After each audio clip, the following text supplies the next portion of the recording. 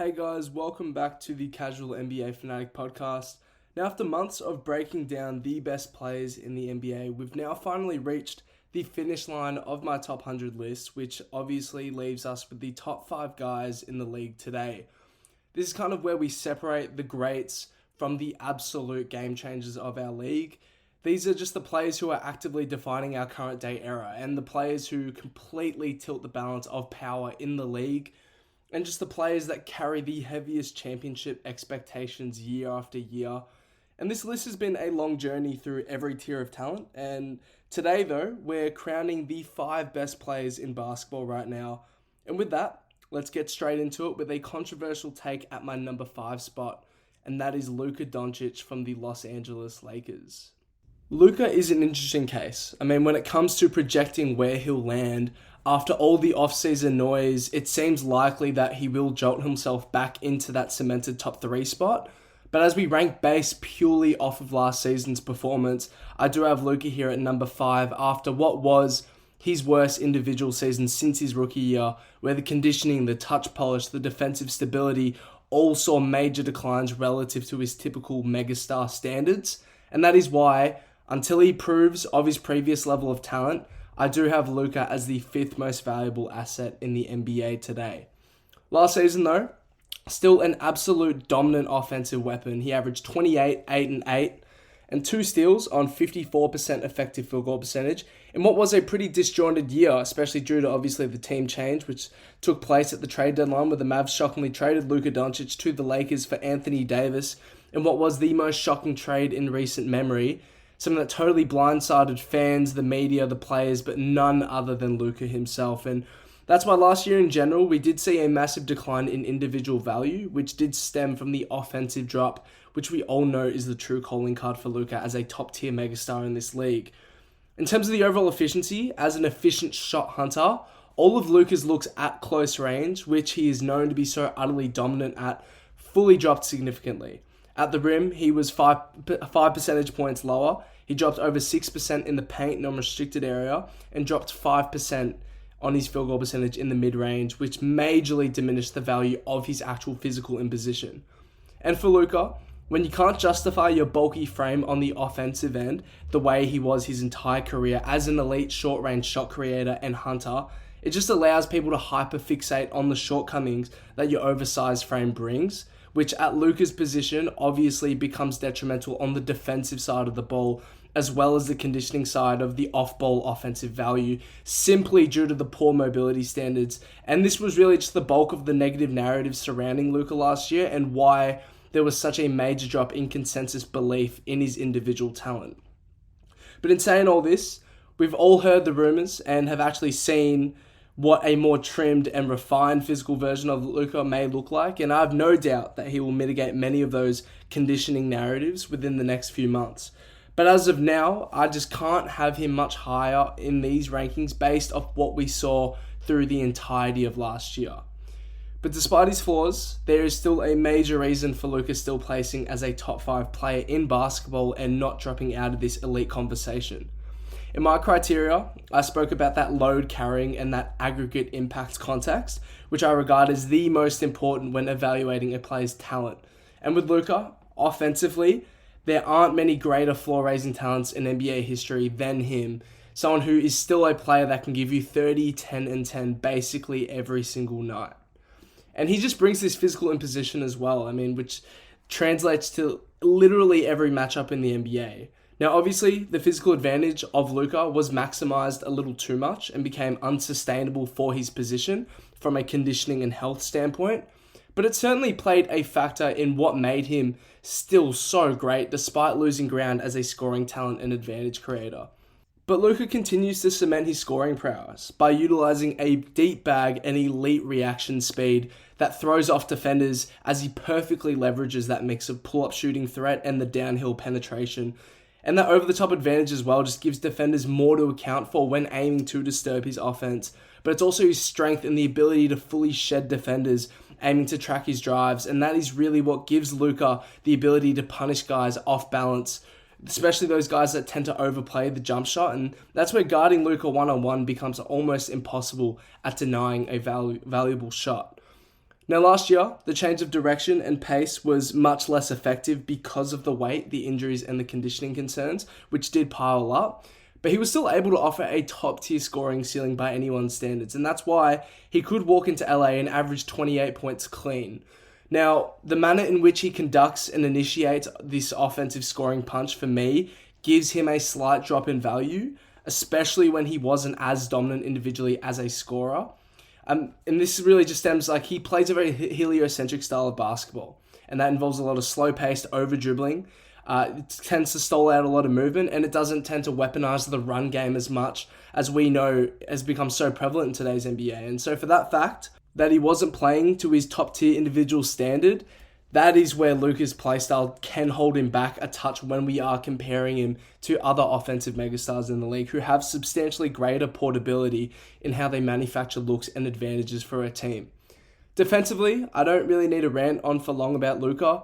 As of last year, he was absolutely putrid and was getting absolutely ripped to pieces by role-playing wings and corner-sitting forwards, to the point where he made raw offensive talent look like strong advantage points for opposing offenses, and that was encapsulated utterly in their playoff series versus the Timberwolves, where we saw Jaden McDaniels absolutely having the offensive spurt of his life, looking like a valid second option in a high-stakes playoff series, and that just simply cannot happen by any means. The boost, though, in general fitness and conditioning, in my opinion, will be what allows Luka to shift angles laterally a bit more, and that will enable him to mitigate quite a large portion of the woeful defensive performance that we did see last season. But that is why he does rank 5, because when 50% of the time that you pose as an utter weak point to your team, there's only so much you can do offensively to make up for the amount of advantages, the amount of lanes, the easy looks that you do give up continually. But overall, my overarching point for Luka is that obviously we know he's a polarizing talent amongst analysis, and therefore a long reasoning was needed to justify my perspective over Luka. But as of the end of last season, I had him as the 5th best player on the planet, as still a top-tier superstar in this league with one of the highest offensive ceilings that we've ever seen. Now moving on to number 4, another controversial take here, but it should be now known and expected who I do have landing here. And with that, I have Jayson Tatum from the Boston Celtics. Now Jayson Tatum has made himself a top-tier superstar in this league in quite an unorthodox way. Typically, superstars have a designated trait that does make them so great and unstoppable, but Tatum lands here at number 4 purely due to the exceptional versatile skill set and versatile frame that has allowed him to bring to me the 4th most valuable talent in basketball. And it really stems from the fact that Tatum is good at literally everything. And when talking about a league where portability, impact versatility, aggregate two-way value, and matchup dependence are so heavily regarded amongst contending rosters, Tatum just encapsulates what it means to be a truly complete basketball superstar in the modern NBA. And also, when I'm factoring in my personal criteria, he no doubt deserves this honor in what was an absolutely impressive season prior to his season-ending Achilles injury that will sideline him probably for considerable time for this upcoming season. But last year, Tatum averaged 27 points, 9 rebounds, 6 assists on 54% effective field goal percentage for the 61-win Celtics, who looked like, at the very worst, the second favorite to win the title heading into the postseason, with just how pristine and flawless that 8-man unit looked. And with Tatum, this was probably the best and most mature version of him that we've seen, and that is why I have him at 4, with probably his highest individual rank as a basketball player. And that came with the improvements as a passer, to where we can now pronounce Jayson Tatum as truly one of the best passing forwards of our era. The simple advantage creation is the core offensive piece of Tatum. Just the ability to beat most defenders one-on-one for downhill penetration is utterly elite. His frame poses as strong, powerful, explosive, with the level of speed and muscle that he can also distribute into his defender, and that plays into the level of matchup resilience of his game. He also brings a nice mix of full and half spins to help him evade defenders overplaying certain angles, but it's the overall weight distribution that makes him really hard to guard and wall off, and that makes him similar to his running mate Jaylen Brown. Just the shoulder distribution when changing directions is so crucial in paving the lanes for himself, and that's where, against any defensive archetype, Tatum actually gets favorable rim pressure against really anyone. But Jayson Tatum's efficient playstyle as an offensive number one is actually quite underrated in my opinion. He's a guy that mixes the on and off ball scoring pretty convincingly.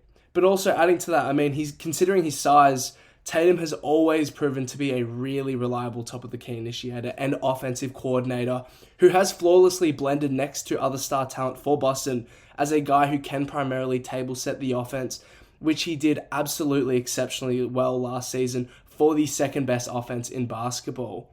But obviously defensively, with what we know that he can do when engaged and in roles that require really taxing effort, we just know Tatum is just so mentally strong as a one-on-one and switch coverage defender who provides the backline physicality and the strong off-ball activity to his role. And that is where he doesn't just uphold the value here in these rankings, but he substantially boosts it. And that is the argument over Luka as of last year's representation. And despite the versatility, the reasons I can't place Tatum higher than here at number 4 are because he simply can't carry the same total load as the guys I do have above him. From an overall scoring efficiency and offensive creation standpoint, the players I have above him are just more mature and just more capable and elite at their respective traits. However, being ranked as the 4th best player on the planet is certainly an exceptional standing and has been the result of extreme resilience in the weight room, the film room, and just continuous reps of experience that have stacked up to create the mature and versatile player that Jayson Tatum stands as today. And that is why I have him as a stamped top 5 player in the NBA today still. Now, the top 3 guys to me are undisputed based off last season. And no matter what way you rank them, I believe they all make a clear case for being the best player on the planet, depending on what you value.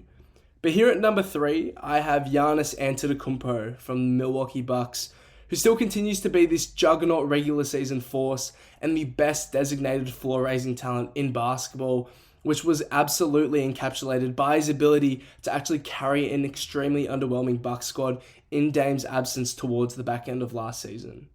Now, Giannis's resume is now starting to get pretty out of hand when looking at historical context. Now, he's got nearly a decade of All-NBA and All-Star selections. He's got a championship, a Finals MVP, a Defensive Player of the Year, 2 MVPs, 7 consecutive years placing in the top 5 of the MVP race, and 7 years placing top 10 in DPOY votes, and now 7 undisputed years as the top 3 player on the planet, averaging 30, 12, and 6, with 2.3 stocks on 60% effective field goal percentage over that span, in what has been an exhibition of utter durability, conditioning, and just physical dominance, as Giannis still stands as the most gifted mobility-based big man of all time, really just rivaled by greats like Wilt Chamberlain and David Robinson in that aspect. This guy is absolutely crazy in terms of rewriting the record books in this era. But now, shifting back to current context, this guy's individual skill set just continues to refine over the years despite being an extremely raw talent when it comes to the skilled polish. And this version of Giannis now is the best offensive version of Giannis that we've ever seen. He's a guy who can capably run and initiate offense at 6'11", and he is still the best rim pressurer and the best physical creator in basketball. And now with the boost in mid-range efficiency as a pull-up jump shooter, Giannis continues to remain just utterly unguardable. And obviously not the most fluid jumper and fadeaway mechanics out there, but this guy is just that physically imposing. And opposing defenders, they count any non-paint attempt as a win for their defense. But in saying this, just adding the dimension of the jump shot to his game, that just has made Giannis that much more surgical as a half-court shot creator, which has always been the biggest flaw of his on-ball talent as a rim pressuring force. He doesn't have to be this convincing perimeter shot maker by any means. He just needs to have an extra few feet to punish defenders for him to fully unlock the offensive greatness that he has truly unlocked as of last season. And when we're talking about the jump shot, last year we saw a major improvement. He was making 44% of his mid-range looks. That was the second on the second most career attempts. And adding to that, he was making a career high 41.5% in that short section in the paint non-restricted area. And that is absolutely instrumental in boosting what he brings to an offense as a floor raiser. And then when you're also flipping to reviewing Giannis's playoff standpoint, this guy put together a short but insane 2025 playoff performance. Just literally prime Shaq type numbers. 33 points, 15 rebounds, and 7 assists with 2 stocks on 61% effective field goal percentage against the Pacers, taking nearly 13 free throw attempts a game. Just absolutely taking advantage of the favorable matchup that he was given and just showing the world an exceptional representation of his ability to truly floor raise with an underwhelming talent roster. And that really is just the bulk argument for why Giannis lands here as of last season. And also last year, we're adding another season of utter dominance, and Giannis to me is undoubtedly a top 3 player in basketball for yet another year, and it really just stems from the conditioning factor. This guy brings it every single year at the pretty much the same overall value and the same level of impact year by year, and that is why he's such an all-time great talent. He's actually sticking to this longevity piece, and he really only loses ground just because of the continual drop in defensive impact. And that simply is due to the extra energy that he is exerting offensively now, especially with such a putrid offensive talent situation that he is in. And obviously the lack of offensive diversity with the inability to capably stretch the floor to a substantial level, that is also what deeply deprives him of a more portable skill set. And that is why he ranks number 3 and why he isn't listed at number 1 or 2 on this list. And then adding to that as well, the individual playstyle itself. We're talking about a megastar that has high ball usage rates, and that is also mixed with the relative reluctance to be a top-tier high-volume off-ball offensive impactor. And that does deter the portability as well with Giannis, and why he does strictly stand as a floor-raising prospect who needs to own the system that he plays in at this point in time. And that was on display really just with the poor fit next to Damian Lillard over the past couple years. But in saying this, Giannis is certainly a very complete basketball player, and he continues to uphold his individual greatness on an elite megastar scale. And that is why I have Giannis ranked here, still in the top 3 at number 3 here. Now, the guy I have as my second best player in the world as of right now belongs to none other than Shai Gilgeous-Alexander, who put together the most complete, dominant, and accomplished season last year, and just one of the greatest individual season runs that we've ever seen from a guard in general. Finals MVP, championship, MVP, scoring title, All-NBA first team, whilst also leading the best regular season team in basketball and the 3rd most winningest team of all time, notching 84 wins with OKC. And all this exceptional work is what established the bulk of his current day argument as a top 2 player on the planet, and an argument that I strongly back. With SGA, it was the scoring dominance that made him so extremely valuable as the ceiling raiser for the defensive juggernaut OKC Thunder. He was the best scorer in basketball last year, full stop. 33 points, 5 rebounds, 6 assists, and 2.7 stocks a game on an elite 57% effective field goal percentage for a primary off-the-dribble scoring guard, where his individual efficiency markers were just so astonishing. We know SGA is efficient, but the actual play type data is extraordinary. SGA ran the 2nd most isolation possessions last year, only behind James Harden, and he scored the ball at a wicked 1.10 points per possession. And to put that in perspective, that ranks 2nd best amongst guys to run only 200 possessions or more.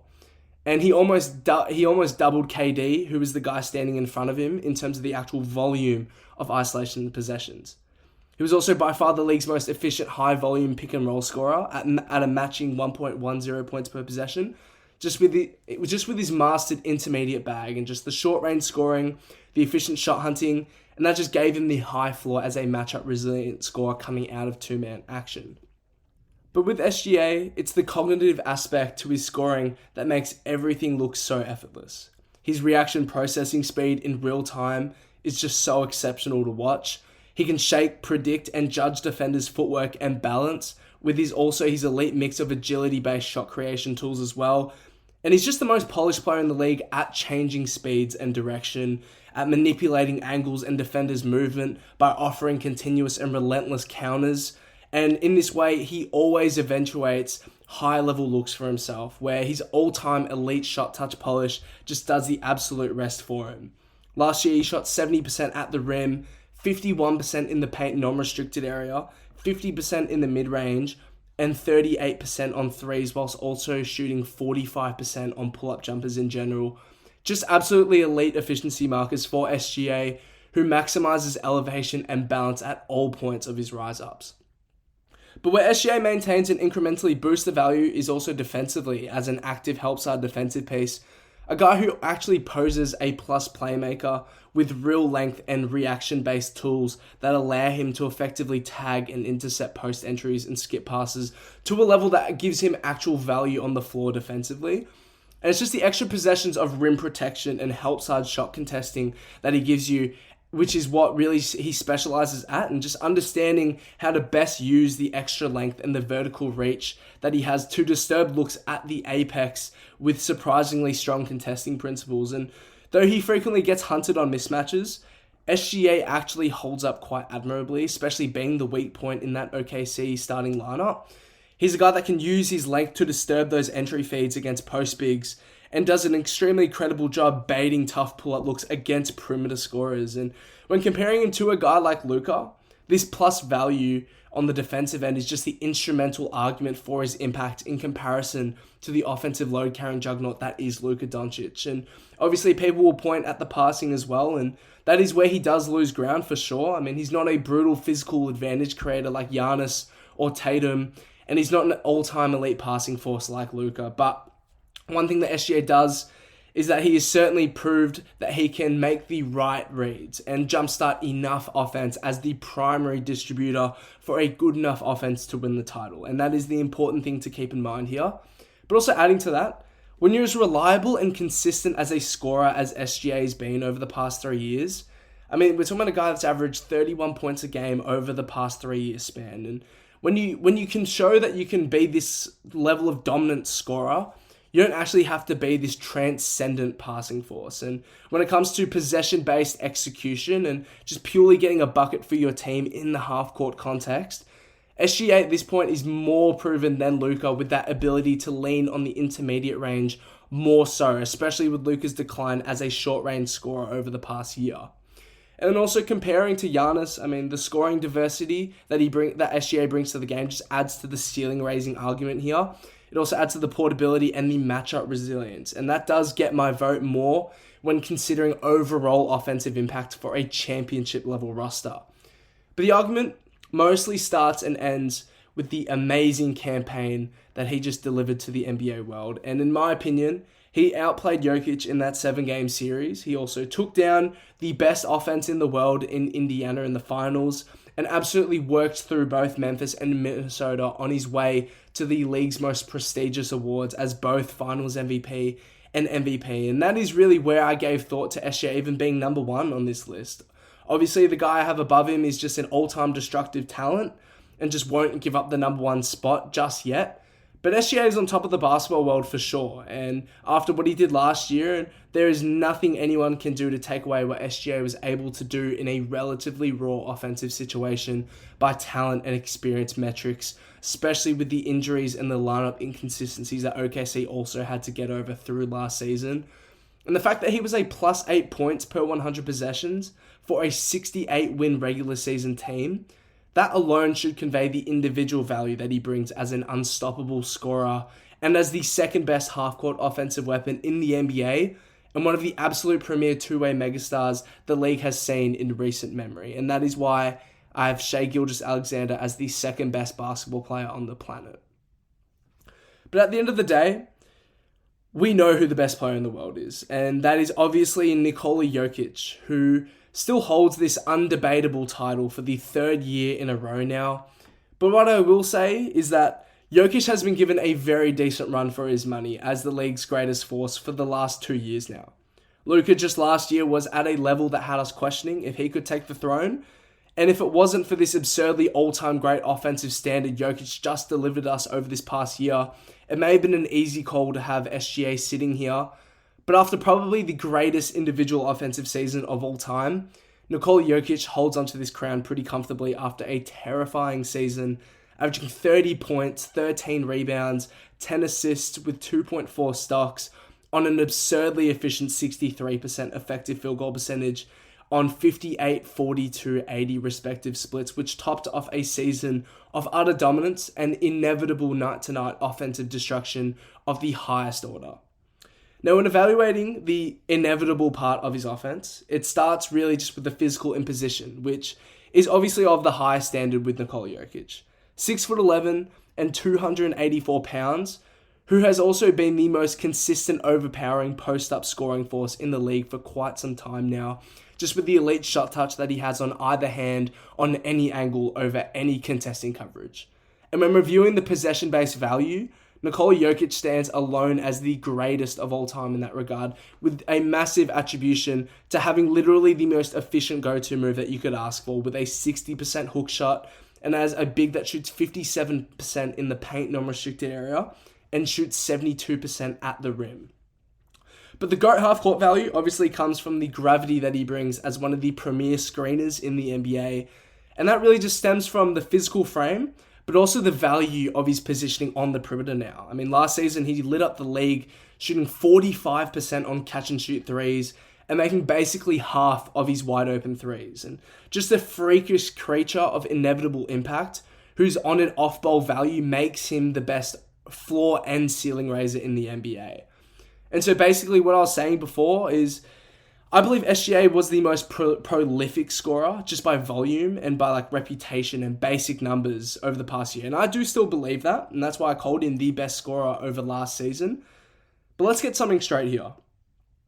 Nikola Jokic is the most talented and the most unstoppable scorer in the NBA when we are talking about the ability to lean utterly onto the physicality whilst also possessing transcendent levels of shot touch related skill in every section of the floor, which ultimately makes him the most matchup resilient scoring force in the NBA and the most skilled offensive big of all time.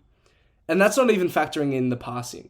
Nikola Jokic is the best passer and advantage creator in the NBA, and it's not close. The physical imposition as a scorer forces defenses to alter their coverages unlike any other player in the NBA, maybe except for a scorching Stephen Curry. But the ability to actually read over coverages whilst also possessing the upper body strength to protect and bullet feed the ball through and over traffic, and also having the outright audacity to make high risk, high reward reads with an exceptional success rate, that is just something that we've never ever seen before at his position. But also, adding to that, reviewing Nikola Jokic as the off-ball force too. Someone who provides value as a screener, roller, popper, midsection dissector, gravitational post-up big, and maybe the most dominant putback and offensive rebounder in the league. And that does all make him the most perfected offensive player the league has ever seen, especially when considering he also possesses the IQ, the decision-making, the reaction speed of a Chris Paul, LeBron James type of offensive coordinator.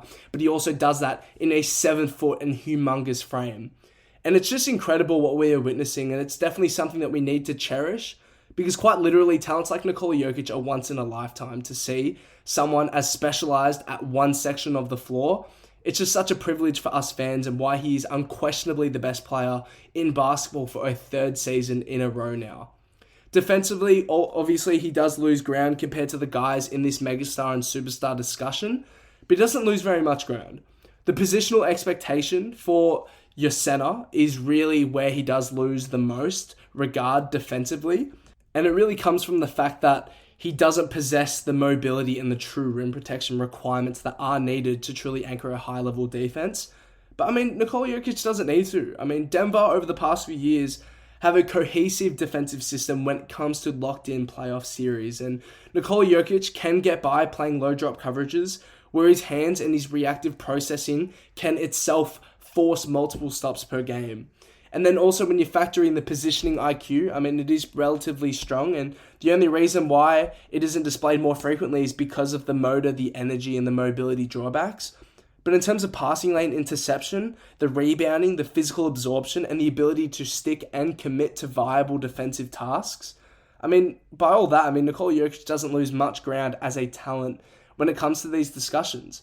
Obviously, Nikola Jokic is here by being the greatest offensive force basketball has ever seen, and he will remain that until someone can prove to provide more aggregate impact which at least over the next year doesn't seem possible without instrumental leaps in individual value from anyone else in this top 5 zone. And that's why Nikola Jokic comfortably sits here as the best player in basketball for 3 years in a row now.